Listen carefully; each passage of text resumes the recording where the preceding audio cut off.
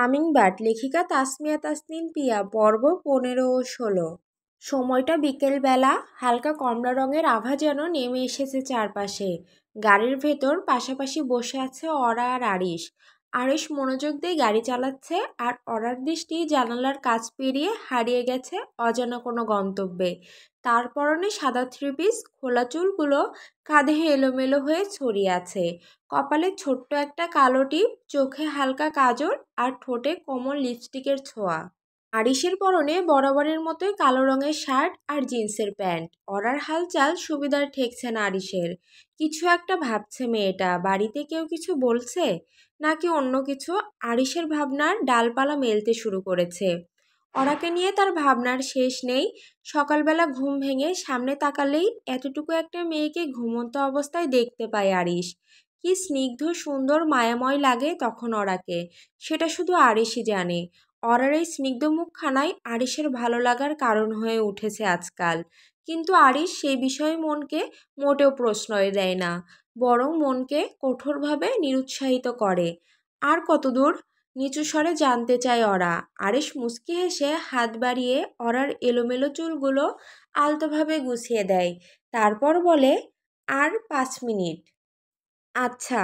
আরিশ তাকায় তার দিকে, চোখে আধো মজা আধো কৌতূহল। ঘটনা কি হামিংবার্ড? শপিং করা নিয়ে আজ এত আগ্রহ, জামা কাপড় নিয়ে তো তোমার মাথা ব্যথা নেই তাহলে? ওরা শুকনো ঢোক গিলল। ওরা যে আজ পালিয়ে যাওয়ার মতলব করছে, লোকটা কি কোনোভাবে সেটা বুঝতে পেরে গেল? ওরার অস্বস্তি হচ্ছে। কিছুতেই ধরা পড়া যাবে না। সাবিয়া আপুর কথায় খারাপ লেগেছিল অনেক, সেজন্য তাড়াতাড়ি দামি শাড়ি পরতে হবে, সেজেগুজে বাড়িতে ঘুরতে হবে, সবাই দেখবে আর লুচির মতো ফুলবে। অরার ভঙ্গিমা, কণ্ঠের ভেতরে ছেলেমানুষি অভিমানের ছায়া দেখে আরিশ হেসে ফেলল। এই চঞ্চল কথার ফুলঝুরি মেয়েটা এতদিন ধরে চুপ করেছিল কেন? ভয় পাই সে হয়তো। গাড়িটা ধীরে থামিয়ে আরিশ বলে, okay my little bird, let's go for shopping, আমরা পৌঁছে গেছি। ওরা আশেপাশে তাকিয়ে নিশ্চিত হয়ে নিল শপিং মলের সামনেই আছে কিনা। তারপর খুশি মনে বলল, চলুন চলুন। ওয়েট। হঠাৎ আরিশ অরার হাত টেনে ধরল। অরার চোখে প্রশ্ন। আরিশ কিছু না বলে তার ঠোঁটে আলতো করে করলো একটা। অরার মেজাজ খারাপ লাগছে। বাড়ির বাইরে, গাড়ির ভেতরে এসেও এসব। আর মাত্র কিছুক্ষণ, তারপর আর নাগালেই পাবেন না। মনে মনে কত কথা ঘুরপাক খাচ্ছে, তবুও চুপচাপ রইল ওরা। নিজের চিন্তার গহ্বরে হারিয়ে গিয়েছে যেন। আরিশ গাড়ি থেকে নেমে অরার দিকে এগিয়ে এলো। গা ঝাঁকিয়ে হালকা হাসি ছুড়ে সে গাড়ির দরজা খুলে অরার সামনে নিজের হাত বাড়িয়ে দিল। রাজকীয় কুর্নিশের ভঙ্গিতে, এসো হামিংবার্ড। অরা স্বাভাবিকভাবেই আরিশের হাত ধরে গাড়ি থেকে নেমে আসে। শপিং মলের কাচের দরজা ঠেলে একসাথে ভিতরে ঢুকে পড়ে তারা। আলো ঝলমলে পরিবেশ, হালকা এসির ঠান্ডা হাওয়া আর মানুষের কোলাহল, সব কিছুতেই যেন একটা বর্ণিল জীবন্ততা। প্রথমেই থ্রি পিসের দোকানে ঢোকে তারা। দোকানের দেওয়ালে সারি সারি ঝুলছে রঙিন জমকালো থ্রি পিস। আরিশ একটু বিরক্ত হলেও মুখে কিছু বলে না। বাজারে এখন পাকিস্তানি থ্রি পিসের চল বেশ। দোকানদারও সেই মোতাবেক একের পর এক পাকিস্তানি থ্রি পিস বের করে দেখাতে শুরু করে। ওরা মনোযোগ দিয়ে এক একটা দেখে যাচ্ছে। কাপড়ের কাজ, রঙের সুর, কাঁথের শুকনোটা, সব কিছুর মাঝে যেন কোথাও নিজের গা ঢাকা ইচ্ছে লুকিয়ে রেখেছে সে। তার চোখে কোনো উত্তেজনা নেই, কিন্তু অদ্ভুত এক স্থিরতা আছে। আরিশ অরার মনের ভাবনা বুঝতে চেষ্টা করছে। হঠাৎ অরা বলে ওঠে, আমার এত দামি পোশাক লাগবে না, নরম স্বরে বলে ওরা। চুপ। ভালো ভালো ড্রেস নাও। আরিশের গলা শক্ত হয়ে ওঠে। তাজরিন খান আরিশের স্ত্রীর দিকে যেন কেউ আঙুল তুলতে সাহস না করে। অরার চোখের কোণে কিছু নরম আলোর ঝলক খেলে যায়, কিন্তু সে চুপ থাকে। দোকানি আবুল হাসান, বয়স 40 কি 45। ভদ্রলোকের চেহারায় আন্তরিকতা। হাতে মেরুন রঙা একটা থ্রি পিস তুলে এনে বললেন, আপা এইটা নেন, এই থ্রি পিসটায় আপনারে দারুণ লাগবে, একেবারে পরীর মতন। আরিশের কপালে তৎক্ষণাৎ ভাঁজ পড়ে। মুখ না ঘোরালেও ভেতর রক্ত ধীরে ধীরে টকবক করে উঠল। সে অরার হাতটা শক্ত করে চেপে ধরল। চলো। গলার স্বর করাতালের মতো। কিন্তু কোথায়? ড্রেস তো কিনিনি এখনো। অরার চোখে বিস্ময়। হ্যাঁ কিনবে, কিন্তু অন্য শপিং মলে। আর কোনো কথা বলেনি আরিশ, হনহনিয়ে বেরিয়ে গেল অরার হাত ধরে। বেচারা আবুল হাসান থ হয়ে দাঁড়িয়ে রইল। তার মাথায় কিছুই ঢুকলো না। সে তো শুধু বলেছিল পরীর মতো লাগবে, তাতেই এমন বিদায়? শপিং মলের কাচের দরজা আবার স্লাইড করে বন্ধ হয়ে গেল। তার পেছনে রয়ে গেল কিছু বিস্ময়, আরিশের চোখে লুকিয়ে থাকা একরাশ ঈর্ষা। সারা বিকেল কেটে গেল এক শপিং মল থেকে আরেকটায় ঘুরতে ঘুরতে। ৩টে ৫টা ৭টা দোকান, কিন্তু শেষমেশ জামা কাপড় কেনা তো দূরের কথা, কোথাও এক জায়গায় মন বসলো না আরিশের। প্রতিটা দোকানের সেলারের মুখে একই কথা, এইটা পরলে আপারে একেবারে অপসরীর মতন লাগবে, মাশাল্লাহ আপা দেখতে এমনিতেই সুন্দর। এই কথাগুলোকেই যেন তীক্ষ্ণ বর্ষার মতো মনে হয় আরিশের কাছে। এই চটকদায় প্রশংসা, অপরিচিত কারো চোখে অরাকে পরীর সাথে তুলনা করা, এসবই যথেষ্ট তার মেজাজ বিগড়ে দেওয়ার জন্য। সে কিছু বলেনি, কেবল মুখে ঠান্ডা এক অভিব্যক্তি, চোখে অনাহত কুয়াশা। গাড়ি চলছে, জানালার বাইরে আলো আঁধার একটানা পিছিয়ে যাচ্ছে। ওরা পাশের সিটে চুপ করে বসে আছে, মাথার ভেতর একরাশ অস্থিরতা। সে ভেবেছিল যেভাবেই হোক আজই পালাবে, কিন্তু লোকটা কোথাও কিছু কিনলো কই? জামা কাপড় ব্যাগ কিছুই তো নয়। মন খারাপ করতে হবে না, বাসায় ফিরে অনলাইনে সব ড্রেস অর্ডার করে দিব, তুমিও পছন্দ করে নিবে। ওরা কিছু বলল না। জানালার কাচের ওপারে সূর্যটা একটু একটু করে গলে যাচ্ছে। পোশাক নিয়ে তার কোনো ভাবনা নেই, কোনো আগ্রহ নেই। এই মুহূর্তে সে যেন একদম অন্য জগতে। হঠাৎ মুখটাও উজ্জ্বল হয়ে উঠল তার, চোখে শিশুসুলভ উচ্ছ্বাস। আইসক্রিম! আরিশ চমকে তাকায়। রাস্তার পাশে ছোট্ট একটা আইসক্রিমের গাড়ি দাঁড়িয়ে। রঙিন ছাতার নিচে এক বুড়ো লোক ঠান্ডা মিষ্টির গন্ধ ছড়াচ্ছে। তার ঠিকই তখনই হুট করে আরিশের মনে পড়ে যায় তার ছোটবেলার একটা সন্ধ্যা। মা, আমাকে একটা আইসক্রিম কিনে দেবে? ছোট্ট আরিশ গাড়ির জানালা দিয়ে আইসক্রিমওয়ালার দিকে তাকিয়ে অনুরোধ করে চলেছে বারবার। কাচের ওপারে লাল সবুজ রঙের আইসক্রিম গাড়ি, আর একটু পরেই তার দৃষ্টিসীমা পেরিয়ে যাবে। তবুও মা ব্যস্ত, ফোনে কথা বলছেন, হাসছেন, কারোর সঙ্গে খুব আনন্দে গল্প চলছে। আরিশ মায়ের হাতটা টেনে ধরে, চোখে পানি টলমল করে বলে, ও মা, দাও না কিনে, গাড়ি তো চলেই গেল, দোকানটা পেছনে পড়ে গেল মা। মা বিরক্ত হয়ে একবার তাকান, ঠোঁটে বিরক্তি মেশানো স্বর। সারাক্ষণ শুধু খাই খাই করিস, দেখছিস না কলে কথা বলছি? তারপর আবার ফোনে মনোযোগ, হাসি, গল্প। আরিশ যেন তার জীবনের বাইরের কেউ। আরিশ তখন চুপ করে যায়, ভেতরে কোথাও যেন একটা ছোট্ট কিছুর মৃত্যু হয়। সেদিনের পর সে আর কখনো আইসক্রিম চায়নি, না কারো কাছে না নিজের কাছে। আইসক্রিম খাবে হামিংবার্ড? হ্যাঁ। আচ্ছা তুমি বসো, আমি গিয়ে নিয়ে আসছি। ওরা স্বস্তির নিঃশ্বাস ফেলল, মুচকি হেসে বলল, ঠিক আছে। আরিশ গাড়ি থেকে নেমে হাঁটা শুরু করলো, কিন্তু পরক্ষণে আবার দাঁড়ালো, গলা উঁচিয়ে শুধালো, কোন ফ্লেভারের? আরিশ জিজ্ঞেস করতে ওরা কিছুক্ষণ চুপ করে থাকে, তারপর নিচু স্বরে বলে, ভ্যানিলা একটা আর চকলেট একটা। বলেই নিজেই থমকে যায় ওরা। এই কথাটা তো আইসক্রিম খাওয়ার জন্য বলা হয়নি তার। ওর মুখ থেকে এই কথাগুলো বেরিয়ে এলো কেবল কারণ ওর পালানোর একটা পথ দরকার, একটা সুযোগ, একটু সময়। আরিশ লক্ষ্য করছে অরার মুখ, সেই চঞ্চল মেয়েটা এখন যেন অদ্ভুত রকম শান্ত, চোখে অদ্ভুত এক ছায়া। এই মেয়ে কিছু লুকোচ্ছে। আরিশ সেটা বুঝতে পারছে, কিন্তু ঠিক ধরে ফেলতে পারছে না। ওকে বসো, আসছি। আরিশ চলে যেতেই অরা আর দেরি করলো না। খুব সাবধানে গাড়ি থেকে নেমে গেল। ক্লান্ত শরীরে স্কুল ব্যাগ কাঁধে নিয়ে বাসার দরজার সামনে এসে দাঁড়িয়েছে নয়না। লোকটা কি চলে গেছে নাকি আছে? মকবুলের মুখোমুখি হতেও চায় না নয়না, কিন্তু কি আর করার, দীর্ঘশ্বাস ছাড়ল নয়না। পরপর দুবার কলিং বেল বাজালো, খানিকক্ষণ বাদে দরজা খুলে দিল মকবুল। নয়না চমকালো, উনি কেন দরজা খুললেন? কিন্তু কিছু বলতে পারল না। হয়তো মা রান্নাঘরে, সেজন্য। আসো মামনি, সারাদিন স্কুলে অনেক ধকল গিয়েছে নিশ্চয়ই। নয়না মকবুলের পাশ কাটিয়ে বাসার ভিতর প্রবেশ করে, নিজের রুমের দিকে এগোতে এগোতে বলে, তেমন কিছু না। মকবুল দরজা আটকে দিল, ঠোঁটের কোণে তার বিশ্রী হাসির ঝিলিক। রোকসানা মল্লিক গিয়েছেন বাজারে কিছু কেনাকাটা করতে, বাড়িতে মকবুল একা, অথচ নয়না সেটা জানে না। রুমে ঢুকে কাঁধের ব্যাগটা টেবিলের উপর রাখলো নয়না। মাঝে মধ্যে ইচ্ছে করে মায়ের কাছে সব কিছু বলে দিতে, কিন্তু নয়নার সাহস হয় না। ভয়, লজ্জা, আত্মজ্ঞানী সব কিছু ঘিরে ধরে তাকে। এসব ভাবতে ভাবতে ওড়না খুলে বিছানায় ছুঁড়ে ফেললো নয়না। মাথাটা ভীষণ ধরে আছে নয়নার। গোসল করলে যদি ভালো লাগে, সেজন্য ওয়াশরুমের দিকে এগোলো সে, কিন্তু আচমকা পেছন থেকে কেউ জড়িয়ে ধরাতে চমকালো নয়না। পুরুষালী স্পর্শ আঁতকে উঠল নয়না। কে কে চিৎকার করে উঠতেই মকবুল বিশ্রীভাবে হেসে বলল, মামুনি আমি তোমার মকবুল চাচু। ভয়ে ঘৃণায় রাগে থরথর করে কাঁপছে নয়নার শরীর। মকবুলের নোংরা স্পর্শে কান্না পাচ্ছে। স্যার বলছি, শয়তানের বাচ্চা, তুই এখনো শয়তানি আসিস। মা কোথায়? মা মা মা মকবুল নয়নাকে নিজের দিকে ঘুরিয়ে শক্ত করে থুতনি চেপে ধরে, অন্য হাতে নয়নার গলা চেপে ধরে বলে, বাসায় কেউ নেই মামুনি। আর এভাবে বলছো কেন? শয়তানি বলে না এটাকে। চুপচাপ মেনে নাও সব, নয়তো। নয়না মকবুলের পায়ে লাথি মারে, ধস্তাধস্তি করতে শুরু করে। মকবুলও নয়নাকে জোর করতে থাকে। আমার কিছু হলে আমার মা বাবা তোকে খুন করে ফেলবে, হারামির বাচ্চা, ছাড়। মকবুল নয়নার কোনো কথা শোনে না, সে এখন জানোয়ারে পরিণত হয়েছে। কিশোরী নয়নার শরীরে তার স্পর্শ গাঢ় হতে থাকে। নয়নাও নিজেকে ছাড়ানোর জন্য প্রাণপণ লড়াই করতে থাকে।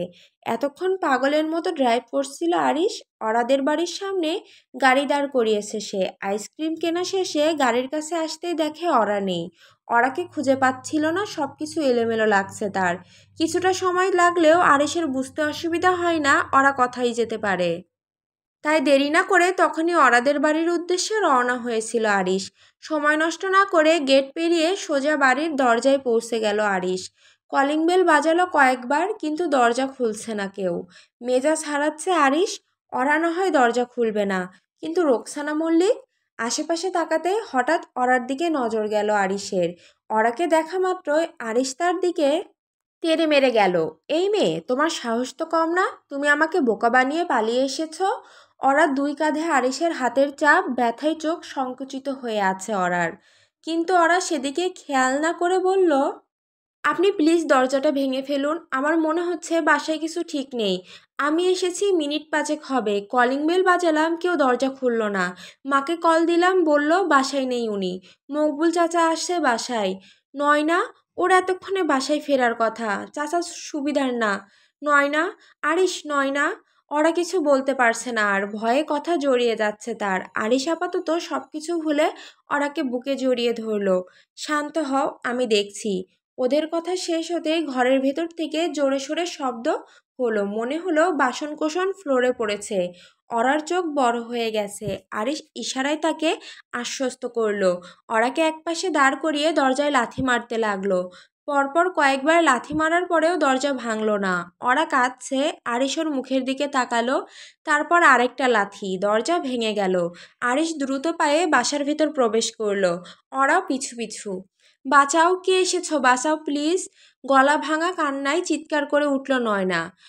ওরা শব্দের উৎস খুঁজতে রান্নাঘরের দিকে দৌড়ে গেল, তার পেছন পেছন আরিশও। শরীরের পোশাক ছেঁড়া, হাতে একটা ছুরি নিয়ে দাঁড়িয়ে আছে নয়না, ওর চোখে আতঙ্কের ছায়া। সামনে দাঁড়িয়ে আছে মকবুল, অসুস্থ লোলুপ চেহারায়। ওরা এক দৌড়ে গিয়ে নয়নার সামনে আড়াল হয়ে দাঁড়ালো। আরিশ এগিয়ে গিয়ে মকবুলকে ধরে মারতে শুরু করলো। নয়না, কিচ্ছু হয়নি বোন, কিচ্ছু না, শান্ত হ, আমি আছি তোর পাশে, কিছুই হবে না তোর। নয়না জোরে জোরে নিঃশ্বাস নিচ্ছে, ওর নিঃশ্বাসের ভারে ঘরটা যেন গুমোট হয়ে উঠেছে। ভয়ে দুঃসহ যন্ত্রণায় অরাকে জড়িয়ে ধরে আছে সে। ওরা নিজের ওড়না খুলে নয়নার গাড়ি জড়িয়ে দেয়, স্নেহে শীতে কম্বলের মতো। ওদিকে আরিশ মকবুলের টেনে বসার ঘরে নিয়ে যাচ্ছে, মুখে তার আগুন, রাগ, ঘৃণা। এই বয়সে এসে একটা বাচ্চা মেয়ের সঙ্গে এসব করার সাহস হয় তোর? তোকে আজ জন্মের শিক্ষা দিয়ে ছাড়বো, হারামজাদা, আই উইল কিল ইউ। আরিশের ঘুষি লাথিতে দেহটা কেঁপে ওঠে মকবুলের। এর মধ্যে রোকসানা মল্লিক ফিরলেন বাজার থেকে। দরজা খুলে ভেতরে ঢুকতেই থমকে দাঁড়ালেন। ঘরের ভেতর অস্বাভাবিক এক উত্তেজনা। নয়নার চোখে পানি, গায়ে অরার ওড়না জড়ানো। আরিশ তেতে আছে রাগে। মকবুল ফ্লোরে লুটিয়ে পড়ে কাতরাচ্ছে। কি হচ্ছে এখানে? আরিশ, তুমি কেন মারছো ওকে? রোকসানা আঁতকে উঠলেন। তোমার এই দেবর কি করেছে দেখো আগে, তারপর কথা বলবে। অরা গর্জে উঠল। শান্তশিষ্ট অরা যেন বাঘিনী হয়ে গেছে। রোকসানার মুখ শুকিয়ে গেল। এমন কিছু ঘটতে পারে দুঃস্বপ্নেও ভাবেননি তিনি। নয়নার বিধ্বস্ত মুখ, ভেজা চোখ, রোকসানার বুকে অসহ্য যন্ত্রণার সূচ ফুটিয়ে দিচ্ছে। তুই কি করেছিস মকবুল? তুই কি করেছিস আমার মেয়ের সাথে? রাগে কাঁপছেন রোকসানা, তেজি গলায় বললেন রোকসানা। মকবুল কিছু বলার চেষ্টা করে, কিন্তু মুখ খুলতেই আরিশের লাথি পর্ব 16। তুই কি করেছিস মকবুল, কি করেছিস তুই আমার মেয়ের সঙ্গে? রোকসানার গলা থরথর করে কাঁপছে রাগে, চোখে যেন আগুন। তিনি তেড়ে মেরে এগিয়ে এলেন মকবুলের দিকে, যেন ছিঁড়ে ফেলবেন তাকে। মকবুল কিছু বলার চেষ্টা করে, কিন্তু মুখ খুলে আরিশের লাথি। ঠোঁট কেটে রক্ত পড়ছে তার, বারবার আরিশের কাছে কাকতি মিনতি করে যাচ্ছে সে।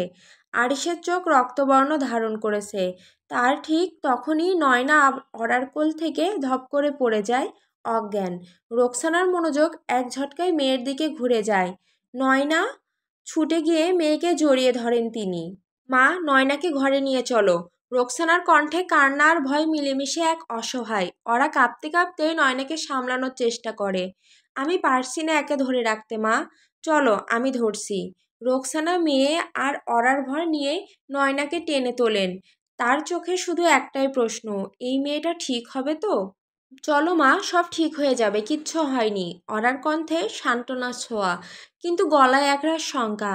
আপনারা নয়নাকে রুমে নিয়ে যান। আরেশ ঠান্ডা গলায় বলে, চোখে তখনও আগুন। এই জানোয়ারটার বিচার আমি করছি। ওরা একবার তাকায় মকবুলের দিকে, তারপর দীর্ঘশ্বাস ফেলে নয়নাকে বুকে আগলে রুমের দিকে এগিয়ে যায়। মকবুল আরিশের পা ধরে কাঁদতে কাঁদতে বলল, মকবুল আরিশের পা জড়িয়ে ধরে কাঁদে, ভিজিয়ে ফেলে মেঝে। বাবা গো, একটা ভুল হয়ে গেছে। শয়তানের ধোকায় পড়ে গিয়েছিলাম, আমি পাপ করেছি, তবু মাপ করো। এই বয়সে শরীর সইছে না আর, এত মার খেতে পারছি না বাবা। আরিশ থমকে যায় এক মুহূর্ত, চোখ নামিয়ে দেখে এই লোকটাই নয়নার সর্বনাশ করতে চেয়েছিল। গর্জে ওঠে তার বুকের ভেতর থেকে এক পশুর ডাক, তুই মানুষ না মকবুল, তুই একটা ঘৃণ্য কীট। সে সজোরে ঘুষি বসিয়ে দেয় মকবুলের মুখে। আবার রক্ত। মকবুল ছিটকে পড়ে যায়, মুখে গোঙানি। আরিশ দাঁড়িয়ে থাকে নিঃশব্দে, কিন্তু তার ভেতরে ঝড় বয়ে যাচ্ছে। বিশ্বাস কর, শয়তান যদি সত্যি কথা বলতে পারত, তবে সেও তোকে দেখে বলতো, আমি না, এই জানোয়ারটা করেছে সব। তুই নিজের পাপ শয়তানের ঘাড়ে চাপাতে চাইছিস। সি, তোর মতো ঘৃণ্য কিছু আর হয় না। আরিশ থমকে দাঁড়ালো এক মুহূর্ত, চোখে তীব্র ঘৃণা। জিহ্বা দিয়ে ঠোঁট ভিজিয়ে বলল, এই বয়সে নাকি মারধর সইছে না, অথচ এতটুকু একটা মেয়ের ওপর হাত ঝাঁপিয়ে পড়তে তোর কোনো কষ্ট হয়নি, তাই না? চোখ দুটো লাল, কণ্ঠে বিদ্যুৎ আরিশের, বাস্টার্ড। আরেকটা ঘুষি মেরে আরিশ মকবুলকে প্রায় অচেতন করে ফেলল। মকবুল ফ্লোরে পড়ে রইল, নিঃশ্বাস নিচ্ছিল কষ্টে। নিজে উঠে দাঁড়ানোর শক্তি নেই তার। আরিশ কারো সঙ্গে ফোনে কথা বলল, সংক্ষিপ্ত কথায় জানিয়ে দিল তুলে নিয়ে যেতে হবে। মকবুলকে আপাতত ঘরের পেছনের খোলা মাঠে হাত পা বেঁধে ফেলে রাখা হলো। আগামীকাল থানায় যোগাযোগ করা হবে। বিছানায় অজ্ঞান অবস্থায় পড়ে আছে নয়না, ওরা বসে আছে তার পাশে। ডাক্তার এসেছে, আরিশই কল করে আনিয়েছে। ঘরের এক কোনায় মাথা নিচু করে গম্ভীর মুখে বসে আছেন সোলাইমান মল্লিক। নিজের মেয়ের এই অবস্থার জন্য কোথাও না কোথাও নিজেকেই দায়ী মনে হচ্ছে তার। কারণ দিন শেষে মকবুল তো সোলাইমানেরই বন্ধু ছিল। রোকসানাও খুব ভেঙে পড়েছে, মেয়েটার সাথে ছোট থেকে এরকম হয়ে এসেছে। অথচ আজ আজ সর্বনাশ ঘটতে ঘটতে বেঁচে যাওয়ার পর সব কিছু জানতে পারলেন তিনি। আরিশ মকবুলের মুখ থেকেই স্বীকারোক্তি নিয়েছে, রেকর্ড করে রেখেছে সব। আপাতত আজকের রাতের জন্য নয়নাদের বাড়ির পেছনে খোলা মাঠে হাত পা বেঁধে ফেলে রাখা হয়েছে তাকে। আগামীকাল সকালে আরিশ থানায় কল করবে। নয়না বিছানায় নিস্তেজ পড়ে আছে, চোখ বন্ধ, নিঃশ্বাস খুব ধীরে চলছে। মাথার পাশে একটা ছোট্ট টেবিলে স্যালাইন ঝুলছে। আরিশ ঘরের এক কোণে দাঁড়িয়ে, হাত মুষ্টিবদ্ধ, মুখে তীব্র রাগ তার। বাবা মায়ের উচিত সন্তানের দিকে খেয়াল রাখা, কিন্তু দুঃখের বিষয় হচ্ছে বাংলাদেশের অধিকাংশ মেয়েরা তাদের পরিচিত কিংবা আত্মীয় এর মাধ্যমেই যৌন হয়রানির শিকার হয়। আর এসব নির্যাতনের কথা গোপন রাখা ফলেই একদিন বড়সড় বিপদ ঘটে। ডাক্তার স্টেথোস্কোপ সরিয়ে বললেন, প্রেশার খুব লো, ও এখন শকে আছে। ভালো হয়েছে সময় মতো ওকে বাঁচানো গেছে, না হলে পরিস্থিতি অন্যরকম হতে পারত। সোলাইমান বসা থেকে উঠে মেয়ের বিছানার দিকে এগিয়ে এসে দাঁড়িয়ে গলা ধরে আসার স্বরে বললেন, ঠিক হয়ে যাবে তো? এসব কিছু মনে রাখবে না তো? মানে ও স্বাভাবিক থাকবে তো? এখনই কিছু বলা যাচ্ছে না, ওর মানসিক অবস্থা খুব ভেঙে পড়েছে। ট্রমা কিভাবে মোকাবেলা করবে সেটা সময়ই বলবে, কিন্তু সাবধানে থাকতে হবে, কাউন্সেলিং লাগতে পারে। কিছুক্ষণের মধ্যেই জ্ঞান ফিরে আসবে, চিন্তার কিছু নেই আপাতত। নয়নার মা কান্না চেপে বসে আছেন বিছানার পাশে। চোখে অশ্রু, মুখে স্তব্ধতার ছাপ। ডাক্তার ওষুধ কিছু লিখে বেরিয়ে যান। আপাতত নয়না মানসিকভাবে যেমন বিধ্বস্ত, তেমনি শারীরিকভাবে দুর্বল। সোলাইমান ফ্লোরে বসে পড়ে নয়নার হাত ধরে ফিসফিস করে, আমার ভুলের জন্যই আজ এত বড় সর্বনাশ হতে চলেছিল নয়না। আজ থেকে যদি দরকার হয় আমি তোর ছায়া হব। কেউ আর তোর দিকে চোখ তুলে তাকাতেও পারবে না, কেউ না। সোলাইমান নিঃশব্দে কাঁদছেন। আরিশ হাতঘড়িতে সময় দেখে নিল একবার। রাত 9টা পেরিয়ে গেছে। ওরা বসে আছে চুপচাপ, মুখে কথা নেই। তাদের দুই বোনের জীবনটাই কেন এমন হচ্ছে? আপনারা শক্ত থাকুন, বিপদ ঘটেনি, নয়না ঠিক আছে। মানসিক যে ক্ষত সৃষ্টি হয়েছে সেটা আপনাদের সাপোর্ট পেলেই সেরে যাবে। কিছুদিন বাসার ভেতরে রাখবেন নয়নাকে। লোকজনের কথা শুনলে মানসিকতা খারাপ হয়ে যেতে পারে। এত কিছুর মধ্যে আরিশের এমন মনোভাব দেখে অবাক হয়েছে ওরা। লোকটার মনে মায়া দয়াও আছে তাহলে। রোকসানা আরিশের দিকে এগিয়ে গেলেন, জড়িয়ে ধরলেন বুকে। আরিশ একটু কেঁপে উঠল, যেন মায়ের ছোঁয়া। কথাই বলে না, মাসির শরীর থেকে মায়ের গন্ধ আসে, আরিশের বেলাও তেমন হয়। এজন্যই আরিশ রোকসানার থেকে আরো দূরে সরে থাকে সব সময়। কিন্তু এই মুহূর্তে আরিশ দূরে সরতে পারল না। আজ তার কাছে দাঁড়িয়ে আছে একজন অসহায় মা, যার মেয়ে তারই সামনে জ্ঞান হারিয়ে বিধ্বস্ত অবস্থায় শুয়ে আছে। তুই না এলে নয়নার কি হতো জানি না আরিশ। তোকে কি বলবো জানি না আমি, শুধু বলবো ওরাকে ভালো রাখিস বাবা। অতীতে যা হয়েছে ভুলে যা। পৃথিবীর সব নারী একরকম হয় না বাবা।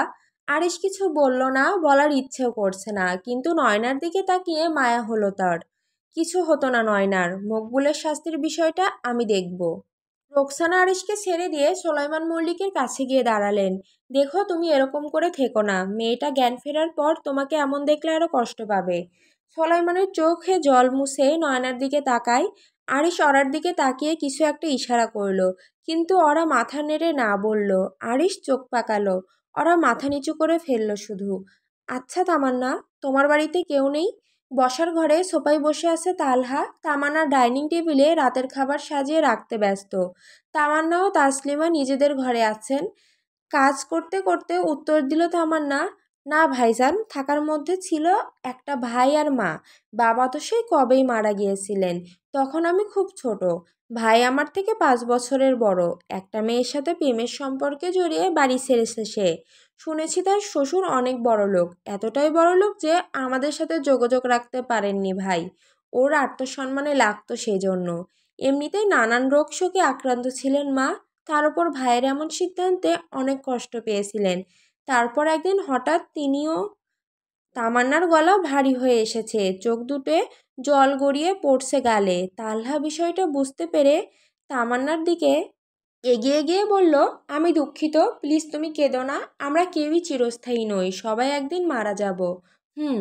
গাড়ির হর্নের আওয়াজে নড়ে চড়ে উঠল তামান্না। হাতের কাজ ফেলে রেখে দরজার দিকে এগোলো সে। তাল্লাহর পেছন পেছন যাচ্ছে। ভাইয়া ভাবি এসেছে শিওর। ভাবি? তামান্নার কথায় হেসে উঠল তালহা, মাথা চুলকে বলল, ভাবিমা এসেছে। ভাইয়া বরাবর ওভার পজেসিভ ছিল, ভাবিমার ক্ষেত্রে সেটা আরও বেশি। তামান্না কিছু বলল না। আর কেউ না জানলেও অরার প্রতি আরিশের আচরণ কেমন সেটা তামান্না ভালো করে জানে। খোলা আকাশের নিচে হাত পা বাঁধা অবস্থায় পড়ে আছে মকবুল। আশেপাশে কিছু নেড়ি কুকুর বসে আছে। কেন যে নয়নার সাথে আজ এমন করতে গেল সেই ভেবে আফসোস হচ্ছে তার। নিজের ওপর রাগ হচ্ছে। তৃষ্ণায় গলা শুকিয়ে গেছে, শরীর দুর্বল। আরিশের অত মার খেয়ে শরীরের প্রতিটি গাঁটে গাঁটে ব্যথায় ছেয়ে গেছে। আপনাকে এভাবে বেঁধে রেখেছে কে? আচমকা কারো কণ্ঠস্বর শুনে চমকালো মকবুল, সেই সাথে খুশিও হলো বটে। সামনে তাকালো, অন্ধকারে অস্পষ্ট সব। মকবুলের সামনে দাঁড়িয়ে আছে 28-29 বছর বয়সী একজন যুবক। হাতে ফোন, ফ্ল্যাশলাইট জ্বলছে। পরনে তার কালো রঙের টি শার্ট, সাথে জিন্স, তবে মুখে মাস্ক। আপাতত ফোনের ফ্ল্যাশলাইটের আলোতে এতটুকুই দেখতে পেল মকবুল। মাকে বাঁচাও বাবা, আমি ভুল করেছি। কথা জড়িয়ে আসছে মকবুলের, ভাঙা ভাঙা গলায় বলল, এতটুকুই? যুবক মকবুলের দিকে এগোলো, ফোন মাটিতে রেখে দ্রুত মকবুলকে মুক্ত করতে লাগলো সে। বিছানার মাঝখানে জড়সড় হয়ে বসে আছে ওরা। পরনে গোলাপি রঙের থ্রি পিস, খোপা করা চুল, কানে গলায় কোনো গয়না নেই এখন। সামনের দিকে তাকিয়ে শুকনো ঢোক গিলল সে। আরিশ দাঁড়িয়ে আছে, হাতে দড়ি। আজকে যা করেছে তাতে শাস্তি কতটা ভয়ানক হবে সেসব ভেবেই চোখে জল এসে যাচ্ছে অরার। ওভাবে পালিয়ে গিয়ে নিজ বাড়িতে যাওয়ার মতো ভুল কিভাবে করলো সে, সেসব ভেবেই খারাপ লাগছে অরার। অবশ্য বাড়িতে গিয়েছিল বলেই আজ নয়না বেঁচে গেল। নয়নার কথা মনে পড়তেই বুকটা খা খা করে উঠল অরার। বোনটাকে রেখে চলে আসতে হলো। আরিশ কিছুতেই তাকে রেখে এলো না। কি দেখছো হামিংবার্ড, ভয় লাগছে? ওরা কাঁপা কাঁপা গলায় বলল। দড়ি দিয়ে কি করবেন? আরিশের ঠোঁটের কোণে রহস্যময় হাসি। সে এগিয়ে এলো অরার দিকে। ওরা একটু একটু করে পিছিয়ে যাচ্ছে কেবল, কিন্তু পিছিয়ে আর যাবে কোথায়? দড়ি দিয়ে কি করে বলো তো? ওরা চমকায় থমকায়। আরিশ কি তাকে বেঁধে কিছু করতে চলেছে? ওরা আতঙ্কে এদিক ওদিক তাকিয়ে বিছানা থেকে উঠে দৌড় দিতে চাইলে আরিশ ক্ষিপ্ত গতিতে ধরে ফেলল তাকে। ওরা ডুকরে কেঁদে উঠে বলল, আমি একটা মানুষ, দয়া করুন, প্লিজ এরকম করবেন না। আরিশ ওরাকে কোলে তুলে নিয়ে কিছুটা ঝুঁকে বিছানায় ছেড়ে দিল। ভাগ্যিস বিছানাটা বেশ নরম, নয়তো ওরার কোমর আস্ত থাকতো না। আই নিড দিস হামিংবার্ড, ভালোবাসা চাই না, যা চাই সেটা জোর করে আদায় করে নেব। ওরা কিছু করতে পারছে না। আরিশ তার হাত দুটো খাটের মাথায় ওপরে তুলে বেঁধে ফেলেছে। প্লিজ প্লিজ, বড্ড করুণ শোনাচ্ছে অরার গলা। আরিশ সেদিকে ভ্রুক্ষেপ না করে নিজের মতো এগোলো। অরার শরীর থেকে ওড়না সরিয়ে ফেললো। তারপর নিজের টি শার্ট খুলে ফ্লোরে ছুঁড়ে ফেলতে ফেলতে বলল, are you ready for this? ওরা কেঁদে বলে, না। আরিশ হাসে। অরার বুকে মাথা রেখে শুয়ে দীর্ঘশ্বাস ফেলে বলে, এখানে ঘুমাবো আজ সারা রাত, এভাবে আমাকে সহ্য করতে হবে তোমাকে, নড়তেও পারবে না। ওরা কিছুটা অবাক হলো। শুধু বুকে মাথা রাখার জন্য এত কিছু করলো আরিশ? শুধু এটুকুই? আরো কিছু চাও? তুমি বললেই সব কিছু। না না না, তা বলিনি। উফ, কি ধুম টানাটানা করছো। ওরা স্বস্তির নিঃশ্বাস ফেললো। আরিশ ওরার পেটে হাত রেখে শুয়ে আছে বুকে। ক্লান্ত লাগছে বেশ, মনে হচ্ছে ওরার বুক কোনো শান্তির স্থান। সেখানে মাথা রাখতেই কেমন শান্তি শান্তি লাগছে। কিছু না, ঘুমান। গুড নাইট ছোট্ট পাখি। অরিশ ওরার বুকের মাঝখানে একটা কিস করে, নাক দিয়ে দুষ্টুমি করে কিছুক্ষণ। একটা সময় ঘুমিয়ে পড়ে ওভাবেই দুজন। রাত ৩টা, শহরের একেবারে প্রান্তে পুরনো জাহাজঘাটের পাশে পরিত্যক্ত কারখানা। ছায়া আর শীত মিশে আছে বাতাসে, যেখানে মানুষের পা পড়েনি বহু বছর। চেয়ারে বসে আছে মকবুল, তবে স্বেচ্ছায় নয়। তার শরীরটা রশিতে এমনভাবে বাঁধা যেন পেশিগুলো চিৎকার করে উঠছে। মুখে গোজা জমাট কাপড়, চোখ দুটো ফুঁসে উঠছে ভয়ে। জ্ঞান হারিয়েছিল এতক্ষণ। মকবুল কিছু বুঝতে পারছে না। যতদূর মনে পড়ে অচেনা যুবক তাকে খোলা মাঠ থেকে মুক্ত করার পর ধরে ধরে একটা গাড়িতে উঠে বসেছিল, কিন্তু তারপর হঠাৎ আলো জ্বলে ওঠে। তার সামনে দাঁড়িয়ে থাকা ছেলেটার মুখ দেখা যাচ্ছে না, শুধু তার নিঃশ্বাসটা কুয়াশার ভেতর থেকেও শোনা যাচ্ছে। এটাই সেই যুবক, কিন্তু এভাবে দাঁড়িয়ে আছে কেন? আর তাকেই বা বেঁধে রেখেছে কেন? জানিস মকবুল, ধর্ষণের বিচার আদালতে হয় না এখন। এজন্য আমি নিজে এক একটা ধর্ষককে নিজের আদালতে শাস্তি দেই। মকবুল আঁতকে উঠল যুবকের কথায়। সামনে দাঁড়িয়ে থাকা লোকটা কি তার সাথে উল্টাপাল্টা কিছু করবে? মকবুল কাঁপা কাঁপা গলায় জিজ্ঞেস করে, কে তুমি, আর আমাকে এখন কেন নিয়ে এসেছো? উত্তর পেল না মকবুল। যুবকটি ঠোঁটে হালকা একটা নির্মল হাসি নিয়ে ধীরে ধীরে ঘরের এক কোণায় এগিয়ে গেল। সেখান থেকে তুলে আনলো একটা পুরনো ধাতব হুক। তার চোখে মুখে কোনো রাগ নেই, বরং অদ্ভুত এক প্রশান্তি। চেয়ারে বসা মকবুলের হাত পা শক্ত করে দড়ি দিয়ে বাঁধা, নড়ারও উপায় নেই। চোখে মুখে আতঙ্ক জমে উঠেছে। সে জানে কিছু একটা ঘটতে চলেছে, কিন্তু ঠিক কী তা আন্দাজ করতে পারছে না। যুবক নিঃশব্দে তার সামনে হাঁটু গেড়ে বসে পড়ল। তারপর ঠান্ডা মাথায় মকবুলের পায়ের নখের নিচে হুকটা ঢুকিয়ে ধীরে ধীরে উল্টো করে তুলতে শুরু করলো। মকবুল দম নিয়ে চিৎকার করতে চাইল, কিন্তু গলা দিয়ে কোনো শব্দ বের হলো না। তার শিরাগুলো ফুলে উঠল, মুখ বেগুনি ছায়া নিল যন্ত্রণায়। সে যেন হাওয়ায় ঝুলে থাকা এক মৃতপ্রায় দেহ। নড়তে পারছে না, কাঁদতে পারছে না, শুধুই অসহায়। হুকটা একটানে উল্টো করে তুলে নিতেই কয়েক ফোঁটা রক্ত গড়িয়ে পড়ল মেঝেতে। যুবক তাকিয়ে রইল শান্ত স্তব্ধ, যেন এটাই প্রাপ্য ছিল মকবুলের। তোর প্রশ্নের উত্তর পেয়ে যাবি মকবুল, অপেক্ষা কর, সবে তো শুরু।